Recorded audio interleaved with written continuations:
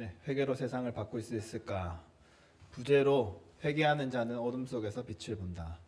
네, 제목으로 함께 말씀 나눴으면 좋겠습니다. 네, 감기가 걸려서 목소리가 좀 더 좋아진 것 같지 않나요? 네, 우리가 신앙을 가져도 좀 달라지지 않는 현실이 있습니다. 그럴 때 우리가 굳이 이렇게 믿어야 될까 하는 그런 생각이 들죠. 예전에 어떤 목사님께서 그런 얘기를 하시는 걸 들었습니다. 성도들 설교에도 안 변하더라. 그런데 설교를 하고 계신 거죠. 우리도 마찬가지입니다. 하나님 변화시켜 주십시오. 기도하는데 그 기도하는 내가 안 바뀝니다. 잘. 우리가 신앙생활을 하면서 마주하는 그런 딜레마가 있는 것 같습니다. 하나님께서 예수님께서 이 땅에 오셔서 회개하라 천국이 가까이 왔느니라 라고 말씀하셨습니다. 우리가 그 말씀에 따라 회개하고 주님을 그래도 믿지 않습니까? 그런데 회개한 우리들의 그 그리스도인들의 삶이 지옥 같을 때 과연 천국이 어디 있나 하는 생각이 드는 것이죠. 너무나도 가슴 아픈 그런 순간입니다. 1907년에 그 부흥운동 이 말씀을 준비하면서 생각이 났습니다. 그때 평양 대부흥 때 많은 사람들이 회개했습니다. 얼마나 진정성 있게 성령의 역사 가운데서 회개하며 자신의 죄를 고백했는지 모릅니다. 그런데 3년 뒤에 무슨 일이 벌어졌나요? 나라가 망했죠. 회개해도 아무것도 안 바뀌는 것 같습니다. 그래서 한편으로 이 평양 대부흥을 개인적인 경건, 그냥 종교적 행위에만 그치는 것이 아니냐, 이렇게 비판하는 그런 목소리도 있습니다. 회개라고 하는 게 그저 죄책감을 덜어내는 그런 종교적 의식으로 생각을 하는 것이죠. 오늘은 다니엘이 하는 기도가 있습니다. 우리의 죄를 고백합니다. 의로운 이 다니엘이 굳이 자신의 죄를 고백하고 자신의 죄를 넘어서 민족과 또 조상들의 죄까지 고백을 합니다. 이런 회개의 기도가 어떤 의미가 있을까? 우리가 오늘 말씀을 보면서 살펴보았으면 좋겠습니다. 이 다니엘이 살았던 시기는 참으로 어두웠던 시기입니다. 이제 포로기, 나라가 망하고 외국에 와서 포로로서 살아가는 삶이죠. 사실 순탄치 않았고 참 힘들었을 삶입니다. 오늘 말씀은 9장 1절에 보시면은 이렇게 말하죠. 띄워주시면요. 메대 족속 아하수에로의 아들 다리오가 갈대아 나라 왕으로 세움을 받던 첫 해에 이때에 이 시기에 하나님의 기도를 했고 또 하나님의 응답을 받았다라고 말씀을 합니다. 근데 조금 이상합니다. 왜냐하면은 우리가 알기로는 다리오의 아들 아하수에로 왕인데 이것을 뒤바꿔 놓았고 무엇보다도 다리오는 어느 나라죠? 모르시나요? 네, 페르시아죠. 네, 성경에서는 바사입니다. 갈대아는 바벨론 제국을 얘기하는 겁니다. 느부갓네살 왕의 그 바벨론이요. 그러니까 망했잖아요. 그런데 그 망한 나라의 왕 칭호를 붙이는 겁니다. 지금 다리오. 누가 봐도 페르시아 왕인데 그 페르시아 왕을 향해서 갈대아, 바벨론 왕이다라고 이야기를 하고 있는 것이죠. 의도가 있겠죠. 그 똑똑한 다니엘이 착각을 했겠습니까? 의도가 있는 것입니다. 그 의도는 이제 예레미야서와 이제 관련이 있습니다. 오늘 말씀의 2절을 보시면은 이제 예레미야서를 읽고 있었다라고 말합니다. 그러면서 특별히 마지막 부분 보시면은 예루살렘의 황폐함이 70년 만에 그칠 것이다. 이 말씀에 대해서 특별히 읽었다라고 합니다. 예레미야 25장 11절 12절 그리고 또 29장 10절에 나오는 말씀인데 우리가 조금만 보면요. 12절에 이런 말씀이 나오죠. 여호와의 말씀이니라 70년이 끝나면 내가 바벨론의 왕과 그의 나라와 갈대아인의 땅을 그 죄악으로 말미암아 벌하여 영원히 폐허가 되게 하겠다. 70년이 지나고 난 다음에 갈대아를 인해 그 갈대아 바벨론 왕의 땅을 황폐하게 만들면서 심판하실 것이다.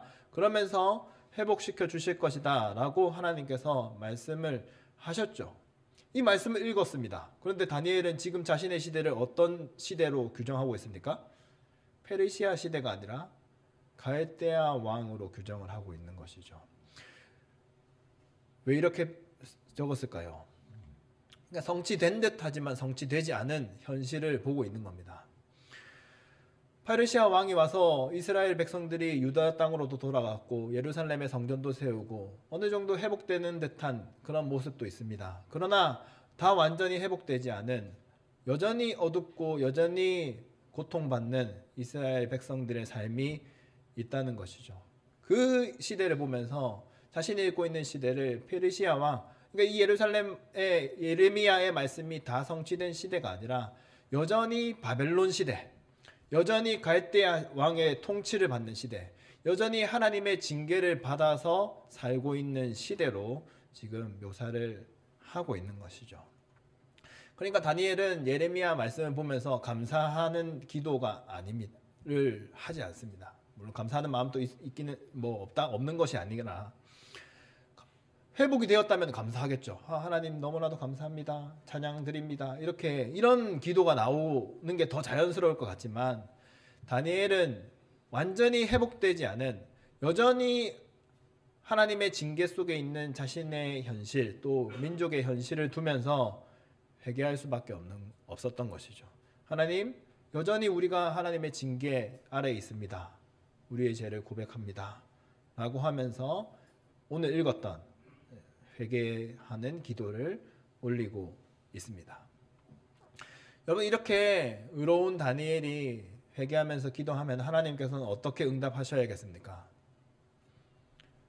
오늘 이제 읽지 않았지만 20절부터 가브리엘 천사가 나타나서 그 다니엘에게 하나님의 메시지를 주시거든요. 우리가 기대하는 메시지는 하나님께서 이러이러한 때에 회복시켜 주실 것이다. 혹은 왜 그러냐? 지금 회복시켜 주신 그 현장이 있지 않느냐? 이걸 바라봐라 하면서 좀 더 적극적으로 소망을 주는 그런 말씀을 주시는 게 더 자연스러울 것 같습니다. 그런데 가브리엘 천사가 나타나서 하시는 말씀이 24절 내용입니다. 한번 보실까요? 24절 보면은 24절 띄워주시면요. 네, 그냥 보시죠. 네, 감사합니다. 이렇게 말씀합니다. 내 백성과 내 거룩한 성을 위하여 71회를 기한으로 정하였다. 여러분, 71회가 뭡니까? 숫자로 따지면은 70 곱하기 7, 그러니까 490입니다. 너무 숫자의 자체에 집착하지 마시고요. 느낌만 우리가 한번 살려보시죠. 여러분, 제가 이제 다니엘이 예레미야서를 읽으면서 70년이 되면은 하나님께서 회복시켜 주실 것이다 라고 했는데 아직 회복이 됐다라고 생각하고 있나요? 아니죠. 그러니까 이 70년의 여정 중에 있다라고 생각을 하는 다니엘에게 하나님께서 뭐라고 말씀하십니까? 490년 남았다라고 얘기하는 겁니다. 여러분, 전역을 3월에 앞두고 있는 청년에게 내년이다, 내년 3월이다라고 하면 무슨 느낌이겠습니까? 막막하죠. 네, 가까워할 더 걸린다는 그런 얘기를 하고 있습니다. 더 걸릴 뿐만이 아니라 그 남은 시대가 더 어두운 시대라는 것을 26절에 말씀하고 있습니다. 26절 보시죠. 제가 읽어보면요. 62일의 후에 기름 부음을 받은 자가 끊어져 없어질 것이며 장차 한 왕의 백성이 와서 그 성읍과 성소를 무너뜨리려니와 그의 마지막은 홍수에 휩쓸림 같을 것이며 또 끝까지 전쟁이 있으니 황폐할 것이 작정되었느니라. 여러분, 62일에 이런 숫자에 너무 신경 쓰지 마시고요. 어쨌든 이게 하나님이 정하신 회복의 때가 이르기 전 상태잖아요. 그 전 상태가 어떤 일들이 벌어집니까? 기름 부음 받은 자, 이게 성도들 아닙니까? 더 거룩한 자이고 의로운 자들입니다. 그런데 그들이 고통당합니다. 그들이 황폐하게 됩니다. 성소가 무너지고 있습니다. 더 최악의 상황으로 벌어지고 있다는 말씀을 하고 있는 것이죠.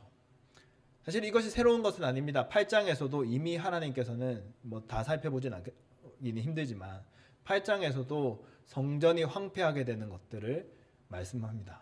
그래서 다니엘이 자신도 황폐하게, 자신의 몸까지도 황폐하게 되는 듯이 고통당하거든요. 그러면서 하나님께서 왜 이렇게 말씀하실까 깨닫지 못합니다. 근데 이게 언제 주시는 말씀입니까? 이 말씀이요, 회개하는 자에게 주시는 말씀입니다. 회개하고 난 다음에 하나님께서 응답해 주시는 것입니다.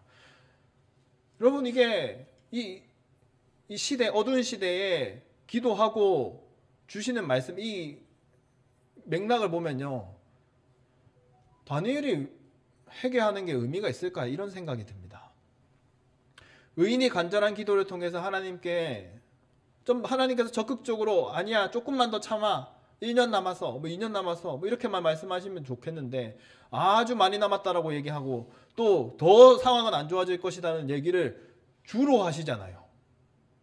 회복시켜 주시겠다는 소망의 메시지에 더 집중하시기보다는요, 좀 기대에 사실은 어긋나는 말씀인 것 같습니다. 그러나 그럼에도 불구하고 하나님께서는 이 회개 기도하는 자에게 주시는 이 메시지는 소망을 깨닫게 하기 위한 메시지입니다. 하나님께서는 천사를 보내시면서 다니엘에게 주시고자 하는 목적, 다시 천사가 온 이유를 22절에 이렇게 설명을 합니다. 우리 함께 읽어볼까요? 22절 말씀 함께 읽겠습니다. 시작.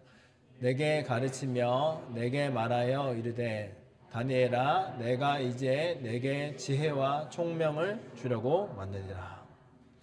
8장에서 사실은 다니엘은 하나님의 그런 예언들을 깨닫지 못했습니다.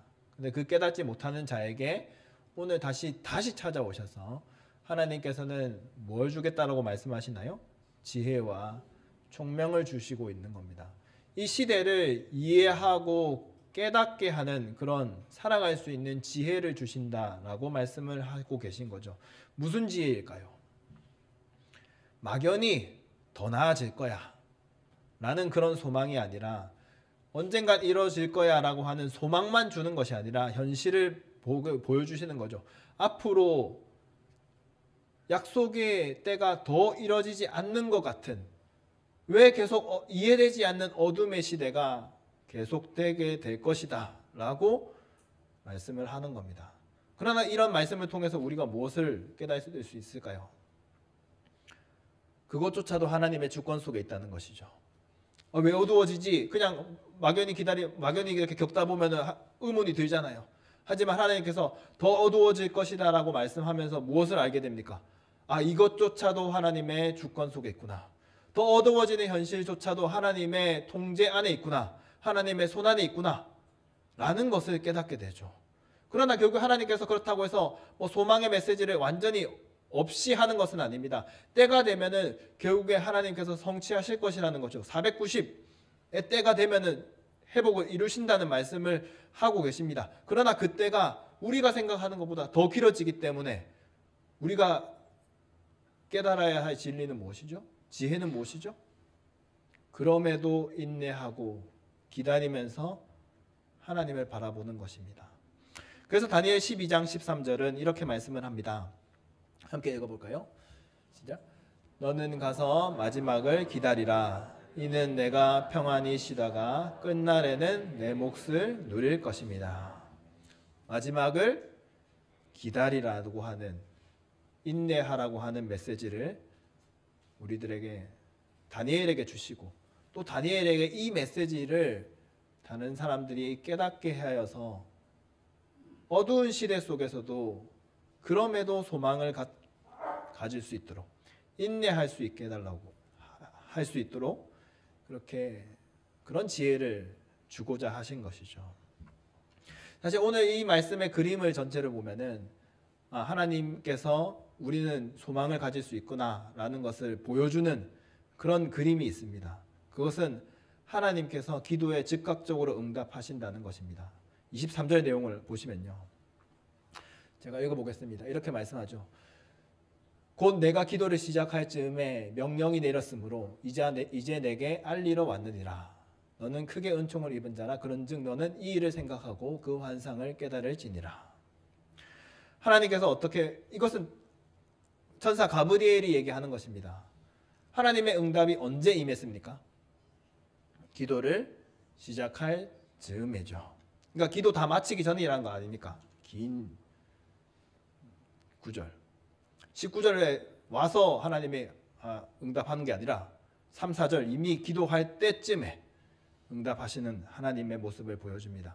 기도를 다 듣고 난 다음에 80점짜리니까 조금 좀 모자라다 이런 게 아니고 100점짜리니까 이 기도는 좀 응답해 줘야겠다. 이게 아니고 기도하는 즉시 하나님께서는 기도 다 마치시기도 전에 하나님께서는 명령을 내리셔서 그 다니엘에게 응답하고 계시는 거죠. 지혜를 주시기 위해서 가브리엘 천사를 보내고 계신 것이죠. 그 가브리엘 천사를 통해서 뭘 주고자 하시는 것입니까? 어두운 시대를 살아갈 수 있는 소망과 힘을 불어넣고 계신다는 것입니다. 여러분, 현실은 변하지 않는다는 그런 메시지를 주고 있습니다. 이해가 되지 않을 수도 있습니다. 왜 세상이 이렇지? 하나님께서 왜 세상을 이렇게 만드시지? 이해는 되지 않을 수 있지만 하나님께서 분명한 것은 그 기도에 응답하신다는 사실인 것이죠. 여러분, 우리가 변하지 않는 현실 속에서 어떤 생각을 합니까? 하나님 뭐 하시지? 하나님 뭐 하시고 계실까요? 하나님 왜 이러십니까? 하나님 뭐 하고 계십니까 도대체? 그러나 이 그림 속에서 보여주시는 것은 그렇죠. 우리들이 마주하는 현실은 계속해서 변하지 않는 현실이라는 겁니다. 그럼에도 하나님께서는 기도하는 자에게 즉각적으로 응답하고 계신다는 겁니다. 그것이 현실이 바뀌지 않는 것이라고 할지라도 우리들에게 소망을 넣어주시는, 그 시대를 이겨낼 힘을 주시는 그러한 응답은 하나님께서 너무나도 적극적으로 즉각적으로 하고 계신다는 사실을 보여주고 있는 것이죠.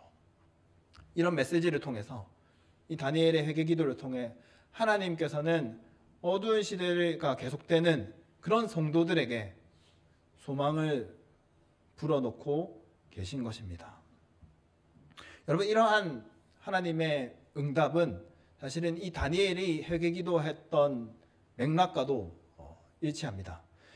다니엘의 회개 기도는 결국에는 하나님께 소망을 두는 기도입니다.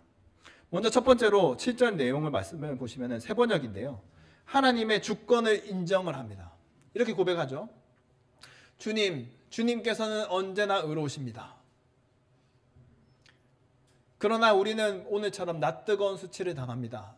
유대에 사는 사람이나 예루살렘에 사는 주민이나 가까운 데나 먼데 곧 이스라엘 사람으로서 흩어져 사는 사람이 주님께서 쫓아내신 그 모든 땅에서 수치를 당하고 있습니다. 이것은 그들이 주님께 죄를 지었기 때문입니다. 우리가 당하고 있는 이 암울함, 죄악이 단순히 너가 죄를 지었으니까 이렇게 불행이 닥치는 거다, 이런 원인 관계를 설명하는 차원에서 얘기하는 것이 아닙니다. 더 집중했으면 좋겠는 것은 어두운 시대 속에서도, 내가 겪고 있는 불행 속에서도 하나님께서는 의로우시다는 것입니다. 하나님께서 잘못되셔서 지금, 하나님께서 아무것도 안 하셔서 지금 불행이 닥치는 것이 아니라 우리들이 죄인이고 하나님은 의로우시다는 것이죠. 하나님은 언제나 의롭다는 그 고백을 하고 있습니다.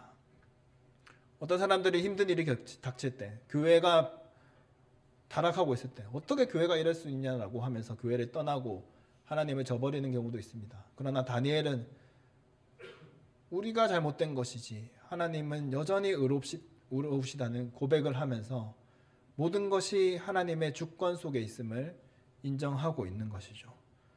그 인정하는 자신의 죄를 고백하면서 결국에는 어떻게 됩니까? 하나님께 소망을 두는 기도를 하고 있습니다. 여러분, 내가 의롭다, 내가 의인이다, 내가 그 정도의 죄인은 아니다라고 하는 그런 고백이 있으면은 내가 뭔가를 하려고 할 수도 있습니다. 그러나 다니엘의 기도에서는 우리는 철저히 하나님 앞에서 죄인입니다 라고 고백하기 때문에 우리들에게는 소망이 없는 겁니다. 오직 하나님께만 소망을 둘 수밖에 없는 것이죠. 그래서 오늘 읽었던 기도 중에 18절 우리 함께 읽어볼까요? 18절입니다. 함께 읽어보겠습니다. 시작. 나의 하나님이여, 귀를 기울여 들으시며 눈을 떠서 우리의 황폐한 상황과 주의 이름으로 일컫는 성을 보옵소서. 우리가 주 앞에 간구하는 것은 우리의 공의를 의지하여 하는 것이 아니요 주의 큰 긍휼을 의지하려 함이니이다. 하나님께 회복을 구합니다. 무엇을 근거로 하나님께 회복을 구하겠습니까? 우리는 죄인이기 때문에 우리에게 기댈 것이 없다라고 고백합니다. 그러나 의로우신 하나님을 고백하면서 하나님은 의로우시고 하나님께서는 선하시기 때문에 그 하나님의 의로움과 선하심에 기대어서 하나님께 회복을 간구하는 것이죠. 결국에는 예루살렘 예레미야에게 말씀하셨던 것처럼 회복은 이루어질 것입니다. 하나님께서 약속하셨습니다. 또 레위기에도 이런 말씀이 있습니다. 26장 말씀을 보시면요. 그들이 나를 거스른 잘못으로 자기의 죄악과 그들의 조상의 죄악을 자복하고, 그렇게 하면 어떻게 한다는 거죠? 내가 야곱과 맺은 내 언약과 이스라엘과 맺은 내 언약을 기억하며 아브라함과 맺은 내 언약을 기억하고 그 땅을 기억하리라. 회복시켜 주시겠다는 그 때는 우리의 생각과 다를 수 있습니다. 그러나 결국엔 선하신 하나님께서는 그 하나님을 의지할 때 하나님께서 회복하실 것이라는 믿음을 가지고 하나님께만 소망을 두면서 자신의 죄악을 고백하고 있는 것이죠. 여러분, 오늘날 우리 시대가, 우리가 살아가는 환경이 참으로 어두운 현실인 것 같습니다. 정치적인 혼란은 아직까지도 수습이 잘 안 되고 있죠. 그에 따라서 사실 우리 사회가 해결해야 될 문제가 한두 가지가 아니잖아요. 저출산 문제, 여러 가지 문제가 산적해 있는데 그것들을 해결해야 될 그런 시기는 점점 놓치고 있는 것 같습니다. 그러나 저 개인적으로는 사회보다도 교회가 더 걱정입니다. 이렇게 어려운 시기에 교회가 빛과 소금이 되어야 되는데 어둠의 중심에 있는 것 같습니다. 무엇이 옳은지를 얘기하고 무엇이 정의로운 것인지를 얘기를 해야 하는 이때에 진리를 정말 바르게 선포하고 있는지 모르겠습니다. 이처럼 상식을 벗어나고 정의에 벗어난 교회가 과연 사람들에게 어떻게 비칠까? 이미 바닥인데 더 바닥으로 향해 가는 것 같아서 이렇게 바닥으로 더 갈 수도 있구나라는 생각이 듭니다. 여러분, 이런 상황에서 비판해야죠. 저는 비판해야 된다고 생각합니다. 잘못된 것이 있으면 비판해야죠. 어떤 이들은 판단을 중지하자라고도 얘기하는데 맥락은 알겠습니다만 개인적으로는 죄악을 바라보면서 비판할 것은 비판해야 된다고 생각을 합니다. 그러나 비판의 한계가 있습니다. 많은 경우 이제 비판을 하면은 누군가를 보고 이제 비판하는 거잖아요. 그들이 잘못됐어. 너가 잘못됐어. 근데 여러분, 비판하면은 바뀝니까? 짧은 인생이지만 제 많은 경우에 문제를 일으키는 사람은 비판을 받아도 반성은 안 하더라고요. 반대로 비판 안 받아도 될 것 같은 사람이 열심히 반성합니다. 여러분, 세상의 이치가 약간 그렇게 흘러가는 경우가 많습니다. 바뀌지 않습니다. 비판을 해야죠, 그래도. 그렇지만 바뀌지 않을 것 같은 그 사람들만 보면서 비판만 하고 있으면 소망이 생기겠습니까? 나만 의로워지는 거죠. 역시 나는 의로워. 저 사람들은 안 바뀌어. 근데 그 상태로만 가고 있으면은 소망이 없지 않나요?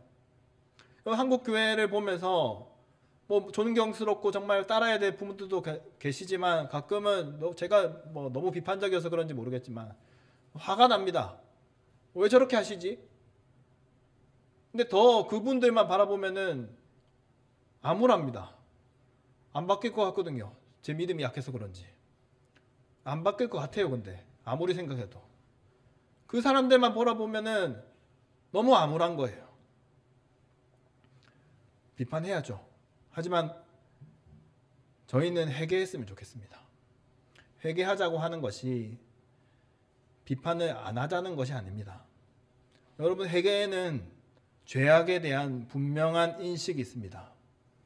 그리고 비판을 더 철저하게 하는 것이 회개입니다.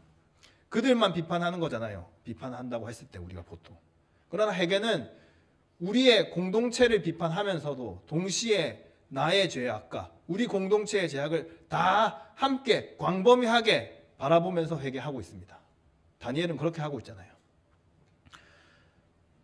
여러분, 우리 오늘날 시대를 보십시오. 지도자의 잘못을 따져야죠. 잘못했습니다. 그 책임을 결코 가볍게 여길 수 없습니다. 그러나 그들만 잘못해서 지금 이 지경이 됐습니까? 그들만 잘못해서 지금 문제가 많습니까? 우리의 욕망과 우리가 이기심이 하늘 끝을 찌르고 있어서 이 사회가 더 살기 힘들어지는 것, 그런 것들 바라봐야죠. 생각해야죠. 비판해야죠. 반성해야죠. 그럼 우리 그리스도인들은요, 우리 그리스도인들도 그런 것에 동조했다는 것 인정하면서 회개해야죠. 비판은 더, 우리가 하는 회개는 비판을 더 철저하게 하는 것입니다. 그러나 비판만 하면서 우리의 행동들만 바라보고 사람들만 바라보면은 소망이 없습니다. 뭐 선한 게 나오겠습니까? 우리의 행동들만 보면요. 다니엘이 그랬던 것처럼 우리는 회개하면서 결국에 의로우신 하나님을 바라보는 겁니다. 하나님, 우리가 죄인이고 하나님은 언제나 공의로우십니다. 그래서 이 회복을 위해서 우리를 바라보는 것이 아니라 우리가 어떻게 하겠다고 하는 것에 앞서 의로우신 하나님, 선하신 하나님께서 회복시켜 주시기를 간구하는 것입니다. 이렇게 회개하는 자가 어두운 시대 속에서도 조금이라도 더 의롭게 살기 위해서 발버둥 치지 않겠습니까? 여러분, 악이 근절되지 않는 터널 속에 있을 때 가장 중요한 것은 소망을 갖는 것이라고 믿습니다. 여러분, 재난을 당할 때 살아남는 사람이 어떤 사람인가요? 소망을 가지고 끝까지 희망을 가진 사람이잖아요. 여러분, 희망이 없으면요, 용기를 낼 수가 없습니다. 여러분, 희망이 없으면은 어떤 사람이 힘을 가지고 막 무릎 꿇힐 때 무릎 꿇을 수밖에 없습니다. 소망이 없으면은 내 눈앞에서 의로움이 짓밟히고 정의가 무너지고 있을 때 그 뜻을 굽힐 수밖에 없습니다. 여러분, 회개하는 자는 어떤 자인가요? 어둠이 짙을 때를 에도 하나님께 소망을 두고 그 소망을 바라보는 자입니다. 그 소망을 가지고 살아가는 자이죠. 그래서 회개하는 자는 더디게 변하는 현실 앞에서 시대를 비판하면서도 하나님의 주권을 인정하고 소망을 가지면서 어둠 속을 뚜벅뚜벅 걸어가는 자라고 믿습니다. 너무 거대 담론을 했는데 여러분, 우리 그냥 일상 속에서도 마찬가지입니다. 여러분, 우리를 힘들게 만드는 것들 있죠. 저 사람 때문에 내가 제명에 못 산다, 뭐 이런 얘기를 어른들한테 옛날에 들었던 기억이 있습니다. 그 사람이 누군지는 모르겠습니다. 근데 뭐 가족만이 아니라 직장을 가도 어떤 분들이 이 직장은 답이 없다, 결국에 나는 어디로 갈 것인가 고민하는 분들도 계실지도 모르겠습니다. 참 변하지 않는 현실들과 변하지 않는 사람들이 있습니다. 비판해야겠지만 비판만 하고 있으면은 소망이 생기겠습니까? 우리의 죄를 회개하면서 하나님의 의로움을 바라보시기를 바랍니다. 당장에는 바뀌지 않을지도 모릅니다. 그러나 여러분, 다니엘의 기도를 생각했으면 좋겠습니다. 당장의 현실이 바뀌지 않는 것 같지만 하나님께서는 회개하며 기도하는 자에게 즉각적으로 응답하십니다. 그 응답하시면서 우리들에게 무엇을 주십니까? 소망을 불어넣어 주시면서 우리들에게 어두운 시대를 살아갈 수 있는 힘과 용기를 공급해 주시는 것이죠. 회개하면서 그 선하신 하나님을 바라보고 하나님이 주시는 그 소망을 얻는 저와 여러분들 되기를 주님의 이름으로 축복합니다. 기도하겠습니다. 하나님, 우리가 살아가고 있는 오늘이 참으로 어둡다는 생각을 할 때가 많습니다. 하나님, 그 가운데서 참 다른 사람들을 바라볼 때가 많습니다. 사람들을 바라보며 비판만 하고 있을 때가 많습니다. 하나님, 그러나 우리가 회개하기를 원합니다. 우리의 잘못은 없었는지, 우리가 이 변화하기 위해서 이 사회의 잘못된 점에서 우리가 반성해야 될 것은 없는지, 우리의 죄를 회개하며 우리를 의지하는 것이 아니라 선하시고 의로우신 하나님만 바라보게 하여 주시옵소서. 예수님의 이름으로 기도합니다.